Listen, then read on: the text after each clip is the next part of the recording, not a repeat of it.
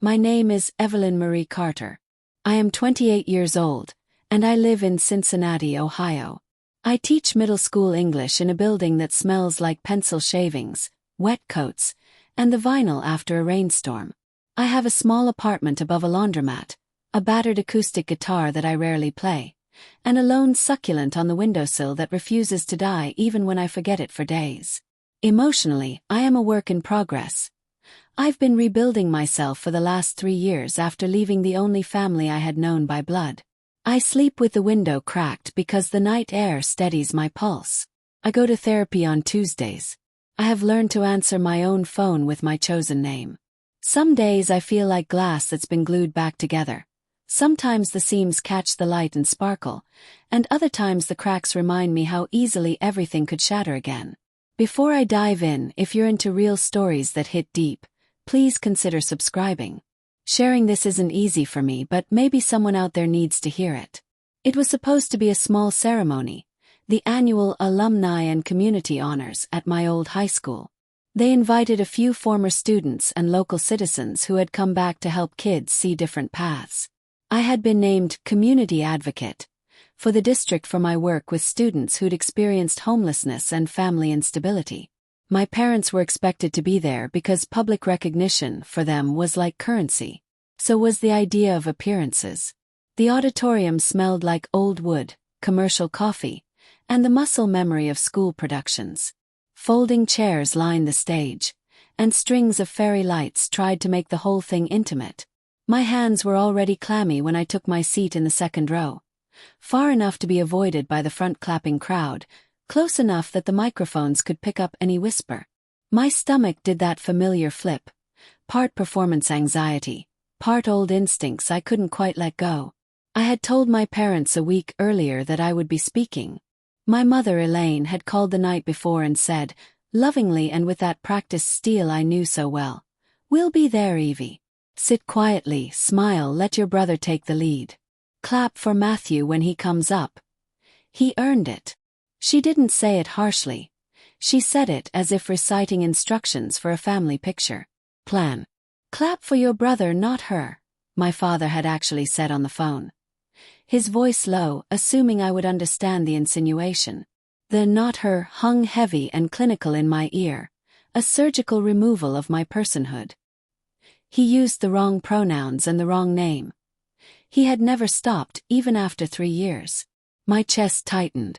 "Okay," I said, because for a long time I'd said okay to survive.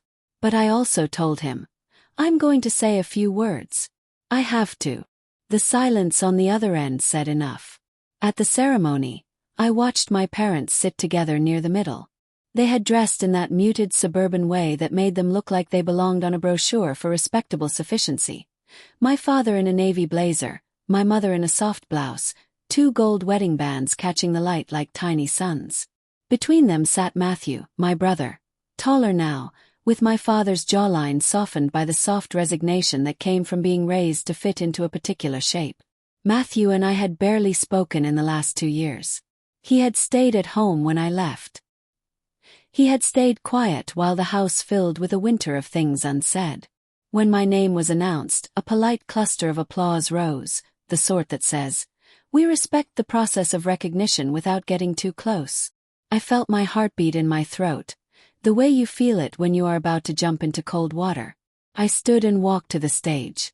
The lights were too bright and the crowd blurred into a wall of faces. I could see my mother's profile, a set jaw, the small purse squeezed in her lap. My father looked at his phone. "Clap for your brother, not her," he mouthed, a ghost of an order I hadn't invited. I stepped up to the podium with a stack of note cards that I didn't use because I couldn't let myself rehearse courage. I looked out at the room, at the students and parents and district staff, and my voice came out clearer than my hands felt. "Thank you," I began. "When I was in this building, I learned the meaning of being overlooked." My throat tightened. I also learned the meaning of keeping your head down. I want to tell you about a student named Aiden. I changed names to protect privacy. Who once slept in a car, who came to class with shoes too small for him. No one at first noticed. But then a teacher noticed, and another. And together we built enough of a bridge so he could cross the rest. The room leaned in like it does when a story might save someone. I finished, and my chest felt empty and full at the same time. There was polite applause. My parents clapped at the cadence they'd practiced, the type reserved for the familiar rather than the brave. But then something shifted. From the center of the auditorium came another sound, one that started quiet and grew until it was unmistakable. It was a single voice rising, and then more, not the practiced polite clapping but a sustained, honest applause. The principal, Mr. Hargrove, a man with a flat silver suit and wire glasses, who had been at the school for 28 years, stood up. "That's for Evelyn," he said, and the room heard him even before they processed what he'd said. He used my name, my true name, in a place where my father refused to. "That round of applause is for Evelyn Carter. For her work, for her courage. For showing our kids that they can stand back up." For a second everything felt like it might unravel. I could feel the heat in my face and the cold in my limbs, both rushing in different directions. My father's hand fell, as if someone had cut a string. My mother's expression crumpled for a moment, not because she was moved, but because a thing she had relied on for years had been publicly undermined. Mr. Hargrove kept standing. He climbed up the side aisle, slow and deliberate, and extended a hand to me like someone offering a bridge you didn't know you needed. "Sit with me," he said. The room erupted into applause the second time, louder, genuine. "Has something like this ever happened to you?" I asked later, in an interview that a local online paper ran after the event. "Feel free to share in the comments. I'm reading everything." I added that like a soft bandage. The principal's stand felt like a match struck in a dark place. But it also started something I had kept buried for far too long. I left the auditorium with more than the award in my hand. I had a wet print of someone else's palm where Mr. Hargrove's had been, and I had the weight of a family glitching, of a brother whose eyes darted away and a mother whose mouth formed a shape I couldn't read. The drive home was a collage of the smell of cinnamon from the concession stand, the neon exit sign reflecting off the car hood, and the low thrum in my chest that felt like both fear and relief. That night I didn't sleep much. I lay in the thin daylight leaking through my blinds, and the phrase my father had said circled in my head until it became a dark little song. "Clap for your brother, not her." But the image of Mr. Hargrove standing, firm, clear, unflinching, refused to leave. He had done something small that felt enormous. He had made a choice to name me publicly. He had chosen my dignity over the comfort of an old romance with appearances. "Don't forget to subscribe if you want to hear how this ends," I whispered to myself in the dark, a nervous smile along with the fear that whatever came next was going to demand more of me than applause or awards had in the past. The next morning the messages started coming in. Some were gentle, some were sharp, and some were the kind that cut like a paper in a laundry basket. I read them with coffee shaking in my hands. A few were from former students who wrote that they had been in the room and had never seen courage until that night. One was from Matthew. "Are you okay?" it said. Simple. I didn't know yet what that word would mean between us. The days after the ceremony felt like stepping through wet glass. Light came in but everything refracted oddly. The emails from the school district buzzed with neutral professionalism, unwanted publicity, praise, logistical follow-ups. My inbox was a living thing. Applause, repose, condemnation. My parents sent a card the following week. A stiff, formal thing signed with both their names and a typed note. "We were in attendance to support the district. Congratulations." No mention of me specifically. A wrapper of civility. My brother texted again. "We should talk," it said. The message was a stone I didn't know how to hold without scalding my fingers. When I finally answered, we arranged to meet at a coffee shop halfway between our lives. The place smelled like burnt espresso and lemon oil from the cleaner behind the counter. I arrived early, hands shoved into my jacket pockets, the winter chill making my shoulders narrow. Matthew walked in like he'd never missed a beat, except his eyes flickered with something like guilt as soon as he saw me. He ordered a black coffee, no sugar. He sat down slowly, like someone learning to inhabit a body again after a long absence. "Evelyn," he said, and used my name with a small newness. It hurt in the spots that had been scabbed over. You looked good up there. Thank you, I said. My voice wanted to be simple. My heart wanted to write a novel of all the unsaid things. He fumbled with his cup. Dad called me after you left. Mom was upset. He said the principal embarrassed us. The last word, us, felt like a barrier between us. Between them. Between who I had been and who I was trying to be. Did either of them clap for me? I asked quietly. They clapped, Matthew admitted. But they wanted to control how it looked. He kept looking down. They told me to clap louder for me. To stand up when they called my name. They said people would think less of them if. He didn't finish. I had heard that unspoken sentence my whole life. If the family looks wrong. The conversation meandered carefully around years of silence. Matthew told me he had wanted to say something at the ceremony, but had been frozen. Parents had a way of casting nets over the ones they meant to keep. Matthew had been tamed by that net. He admitted he'd said the words my father had mouthed. Clap for your brother. Not because he believed them fully, but because he was scared of what would happen if he didn't. It wasn't right, he said. I know. But I couldn't. He stopped, eyes filling. Dad's been different since he lost the store. He drinks. He says things. Kept the house together. I thought if I did what he wanted, kept things smooth, maybe he wouldn't explode. His hand shook as he spoke. I didn't think about what it would do to you. I listened like someone absorbing rainfall through a thin shirt. The betrayal sat like a physical weight on my chest, but it was complicated. Muted with the fear the two of them had lived under for years. Fear of reputation, of bills, of community gossip. None of it excused what they did to me, but it painted their cruelty in human colors. Has he ever? I started, the question forming like an animal that might bite. Did he ever try to stop you from accepting me? From being me? Matthew's jaw set. He's always had rules, he said. But he hasn't been physically violent with me, no. He used the things I loved, my job, my friends. The threat was always silence or being thrown out.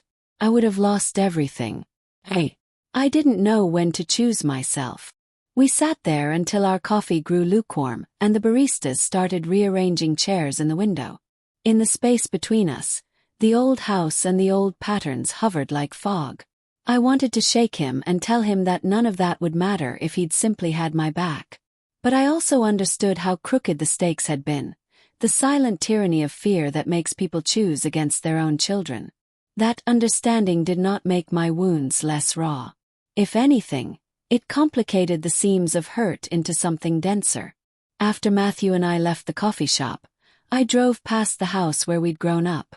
It looked smaller than it did in memory. The mailbox leaning like a tired sentinel, the lilac hedge trimmed into sensible shapes. Through the upstairs window, I could see a shadow moving. My parents probably watching the road, always watching. My phone buzzed with an alert. An online article with the headline, Local Teacher Honors Students, Sparks Debate Over Family Rights. The comments were a field with no fences. Some people throwing flowers, others hurling stones with the anonymity of screens. One comment stopped me. Clap for your brother, not her, what a family.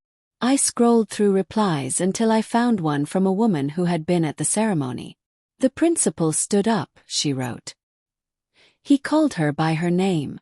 It was the kind of moment you'd tell your children about. That sentence lodged itself like a splinter. For the next few nights, I woke up with a start, my palms sweaty, my mouth tasting of old coffee. I found myself replaying the principal's voice in my head, steady and firm. Why had he stood up? What made him risk the glare of a community that prized its quiet order? I called Mr. Hargrove. His voicemail picked up, and he answered like someone who had thought about calls like mine. Evelyn, he said when we met at school, in his cramped office lined with books about educational law and decades of certificates. I know what you know, he said. I've seen the way families hold on to narratives. I couldn't stand there and let you be erased in front of a room of kids. That silence teaches a lesson I can't let my students learn, that being seen is something to be taken away from you. He told me that the district had been having conversations lately about inclusion and the well-being of transgender staff and students, and he had been reading up, trying to understand what it meant to be an ally. Standing up was a small thing, he said. But small things matter. They change the air in a room. His words warmed me in a way that felt almost dangerous, an ember that might ignite something I didn't know how to control. The principal's choice had been a mirror. It showed me an image of possibility. Has something like this ever happened to you so far? I asked, a reflex CTA I didn't quite catch until it left my mouth. If this is resonating with you, a like really helps us reach more people. The absurdity of the sentence made us both laugh, a brief humanizing laugh that broke tension like a tiny glass shard. The truth was, after the applause and before the interviews, I started to dig. I dug into the house I had left behind, into the box under my parents' bed that contained old report cards and a smell of lemon oil. I found a stack of photos. Matthew at graduation, my father with his arm around a younger version of me when my hair was short and my smile smaller. I found a letter, brittle at the creases, from my mother to a cousin in another state. Her handwriting trembled. Guilt, maybe, or fear of being discovered. She wrote about keeping the family together at all costs, about the shame of people staring. She wrote that people don't understand the choices parents make to survive. Reading it was like lifting a veil and finding a face that had been human all along, not just villain. But with the human face came a darker ledger of choices. The letter ended with an admission. They had told neighbors, our neighbors, that I was Matthew for a long stretch when I was very young because the timing of my birth had become an inconvenient secret they didn't want to bear publicly. The weight of that sentence sank to my bones. I had always suspected pieces of my family's secrecy, but the explicitness of it felt like being found again and labeled by someone else's hand. That day, I realized the principal's applause was more than a gesture. It was a fracture in a dam. Once the first break appeared, pressure built and things would have to come out. The question was, when the water rushed, would it bring me to safety or sweep everything away? My mother died 2 months after the accident. It was not dramatic. No last-minute speeches, no miraculous reconciliations that made everything right. She slipped away like a page tearing quietly from a book. I held her hand. Mara sat on the other side of the bed with a blanket over her knees, eyes swollen, and a small, tremulous smile that held everything she could not say. In those final hours, the lines between us softened, not because everything was resolved, but because mortality has a way of shrinking the distance between people who have been holding endless grudges. At the funeral, people said the things you say. I'm sorry for your loss. She was a brave woman. Ruth will be missed. They nodded, patted our shoulders, and handed us casseroles. Some of those people were strangers to my pain. Few were not. I noticed, with a small, private fury, the way our town tried to tidy up the narrative. The prodigal daughters reunited at the bedside, the mother who sacrificed everything. It was simpler to tell that version. It was kinder to everyone else. In the months that followed, life did something ordinary and miraculous. It simply continued. I returned to my job at the diner, my hands remembering the routine of pouring coffee and sliding plates. I took Mara up on an invitation to meet for breakfast one morning, and we ate pancakes in a booth that smelled like butter and syrup and the possibility of repair. We spoke in increments about bills, about therapy, about the small things that make up everyday survival. We argued too because old grooves are hard to break and we had both been shaped by the same hands in different ways. The line my mother had drawn, save my daughter, not her, stayed with me like a scar. It hurt in moments when kindness felt scarce, and it reminded me of the complexity of human motives. What would have been easier, I think, was to rage against her forever. That would have been righteous and straightforward. Instead, I chose something messier, to hold the hurt and sometimes to let it go. If you've gotten this far and these words resonate in your chest, consider sharing this story with someone who might need it. Sometimes the smallest echo saves us from feeling alone. What I learned more than anything is that people arrive in our lives already flawed, shaped by things they cannot fix. Parents are not gods. They are humans with small, often terrible limits. You can build a life defined by the way others abandoned you, or you can build one in spite of it. Mara and I chose the latter in fits and starts.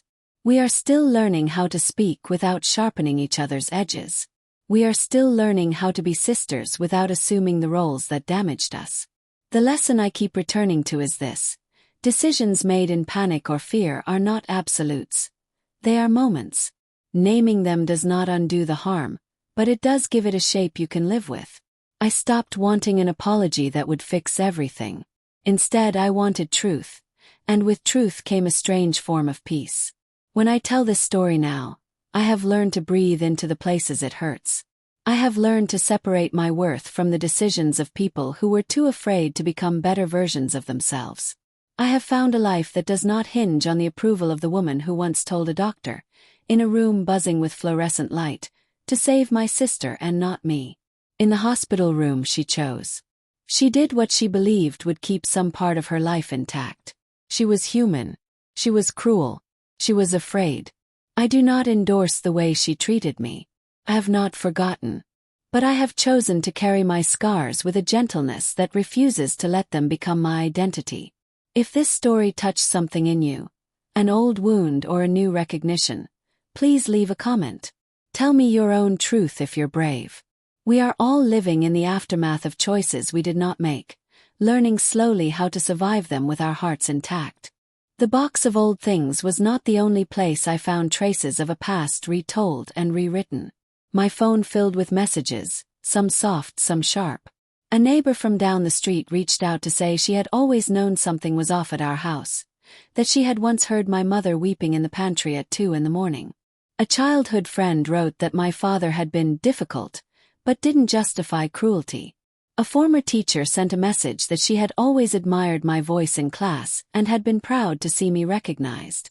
Each message was like a small mirror reflecting different facets of the family I had grown beyond. Then, one afternoon, I received a letter that was hand-delivered. No return address. The handwriting was familiar, and as I opened it, my throat closed the way it does before crying. It was from my mother, Evelyn. The letter began, and she used that name, my chosen name, without adding the old one in parentheses like it was an academic footnote. I don't know if this letter will do anything. I have been trying to find ways to say sorry without making it about me. I've failed 1,000 times. I know those words are heavy and ruin the quiet we've kept. I watched you stand up there, and I wanted to clap the loudest, but I thought the glare would make me small. Her words were clumsy, fraught, full of small refuges of explanation. She wrote about how your days can compress into one shape when you're trying to keep a family business and a reputation afloat, about how my father had always been rigid, the kind of man who equates stability with control. She admitted she had signed things she didn't believe because it kept the lights on. She said she was scared not of my transition, but of the community's reaction, of the rumor mill that could swallow the small, predictable life she had built out of sheer will. "I'm sorry I told you to be quiet," she wrote. "I'm sorry I told people to clap for Matthew and not you. I was a coward. Can see that now. If you can ever forgive me, I don't know. I am not asking to be absolved. I am asking to be known as someone who was afraid." When I read her words, something inside me, an old brittle hope, bent but did not snap. I had always wanted my mother to see me, not as a project to be fixed or a thing to be managed, but as a person. Her letter was not absolution. It was a step, perhaps, or a trembling apology at the rim of a deep well. I invited her to meet me at the camera store where I'd once worked summers in high school, neutral ground with fluorescent lights and old film smell. She arrived in a sensible coat and a scarf wound like armor. We sat in the cafe, and for a while we let the steam from our cups fill the awkward spaces between us. "Why did you say those words at the ceremony?" I asked her. "Why the glare? Why clap for my brother and not me?" She looked down into her hands like a woman examining a bruise. "Because people judged our family by what they saw," she said. "I thought if I kept up the show, kept things in the certain boxes, then maybe we could pretend nothing was changing. I couldn't bear the thought of losing our friends, our place in church, your father's business contacts. I thought that was what mattered." Her voice broke. I didn't think about how much it would cost you. Her admission cut because it confirmed the suspicion that had been the slow poison of my childhood, the sense that I could be erased for the comfort of others.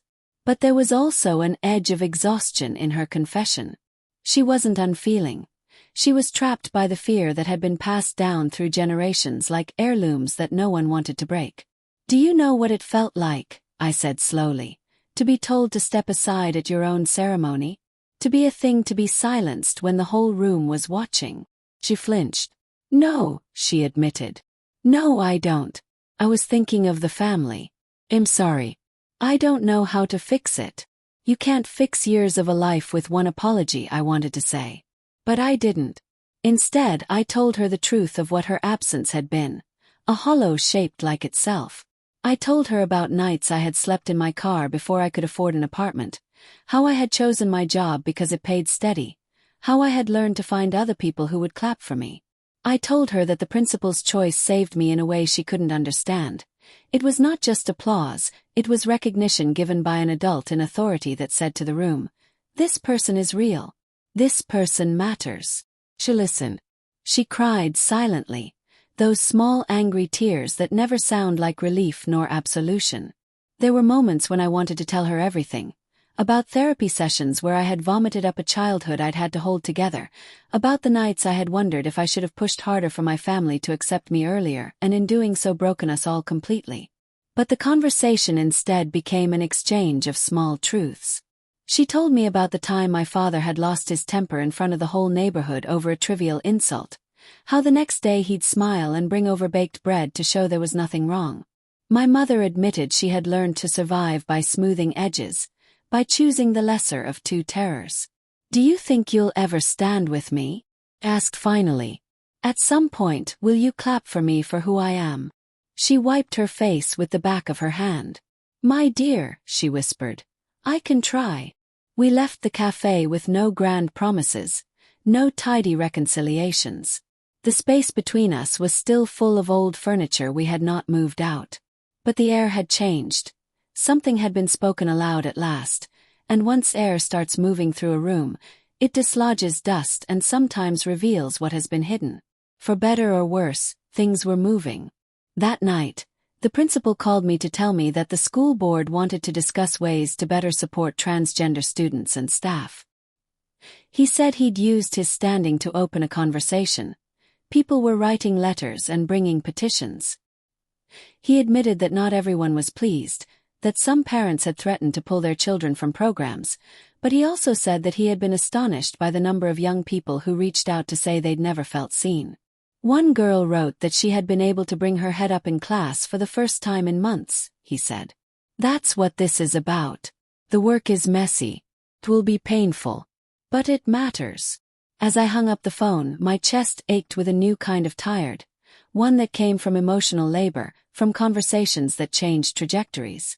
I sat at my kitchen table and let my fingers trace the notches in the wood. The principal's standing had done more than embarrass my parents. It had initiated a ripple that would force us, whether willingly or not, to confront the stories we've told ourselves and each other. "Has something like this ever happened to you so far?" I typed into a thread under a community post later that week. Another small CTA. "Share if you've ever had to rebuild a life with pieces people tried to take away." The replies came in, each one a small life raft tossed toward me in the storm. Confrontation, I learned, is less theatrical than people expect. There are no raised voices on every street corner, no cinematic monologues delivered beneath thunder. For most of us, it's a series of small collisions. An email that asks too many questions about a closed chapter, a family dinner where silence becomes an elephant, a glance that speaks the sentence that words won't. For me, the big confrontation was a slow accumulation of these small things until the pressure built and something finally cracked. It happened on a Sunday, the day the church choir practiced across the street, and the air smelled like winter oranges and detergent. My father had emailed me terse. "We need to talk. Family. Please come home." The punctuation felt ancient. The implication was older. Come home and be corrected into your coordinates. I had started to learn the difference between calls that sought reconciliation and calls that sought obedience. I drove to the house with my therapist's phrase repeating in my head. Bring your anchor. It meant, in practical terms, bring someone with you who knew your boundaries. I ended up bringing myself and a recording app on my phone. If words were going to be weaponized later, the least I could do was document the bullets. The living room smelled like lemon oil and old velvet. My father sat on the sofa like a man sinking into his routine. He had the rigid set of someone who never admits to shaking. My mother hovered in the doorway, and Matthew moved from room to room like a man trying to decide which roles to occupy.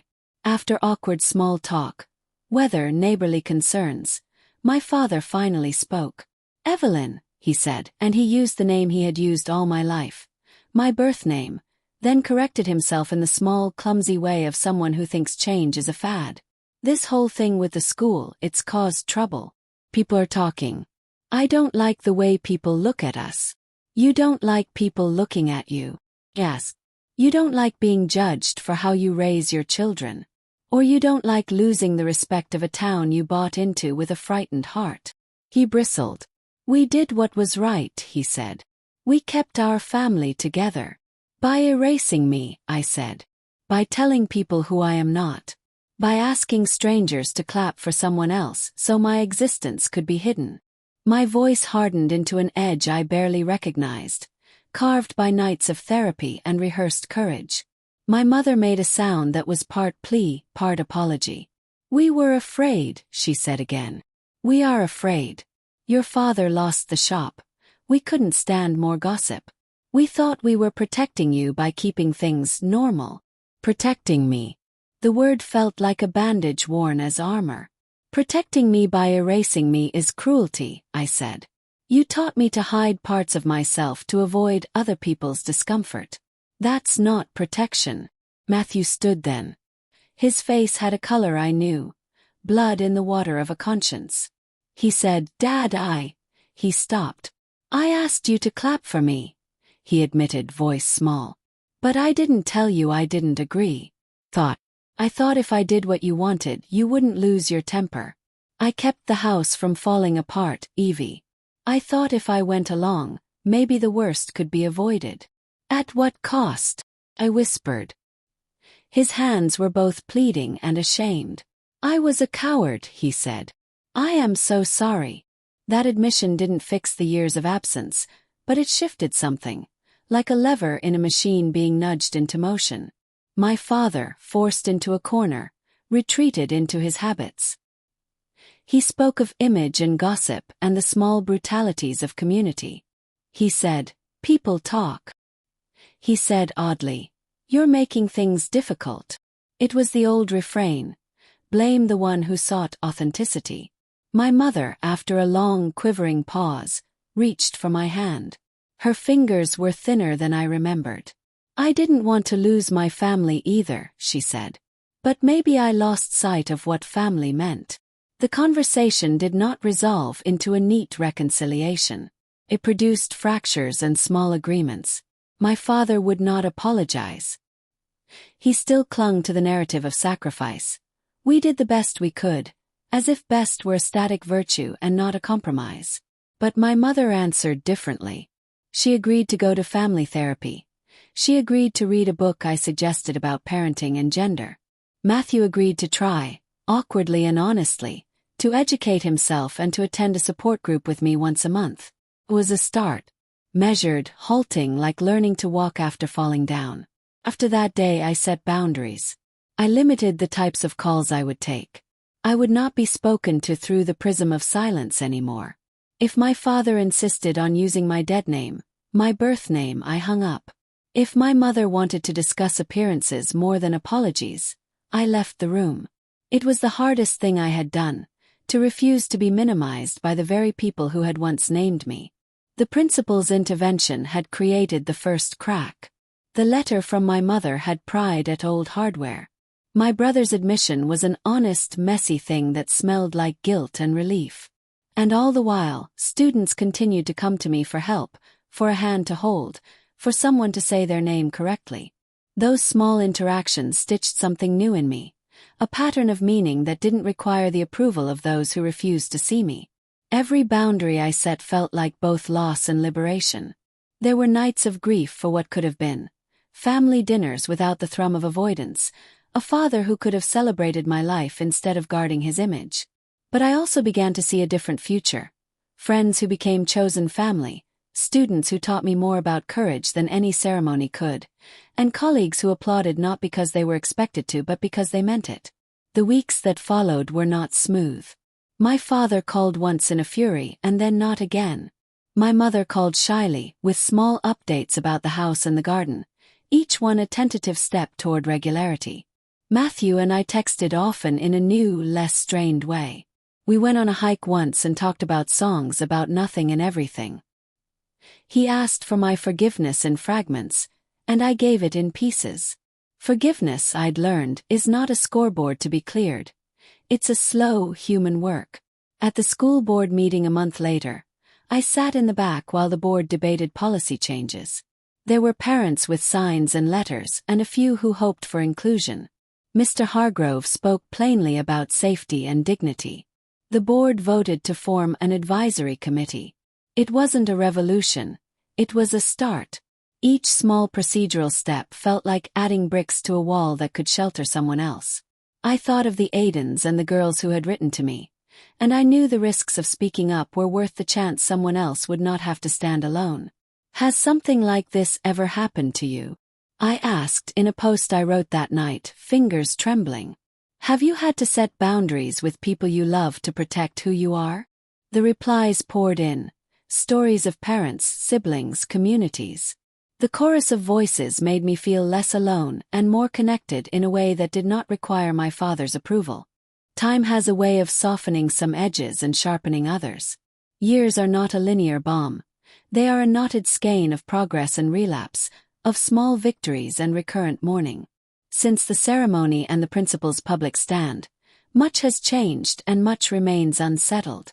The principal's moment became a seam in a larger fabric, and through that seam, new materials began to weave themselves into the life I live now. My parents are still a presence in my life, but it is the presence I chose. We speak, but the conversation often requires gentle navigation, like steering a boat through reeds that snag if you're careless. My father never really apologized. He still clutches his language the way a stern man clutches certainty. But my mother, she called me on my birthday with a voice less guarded, and she sent a postcard with a line that said simply, "Proud of you. It is not a raft. It is a thread. Hold it."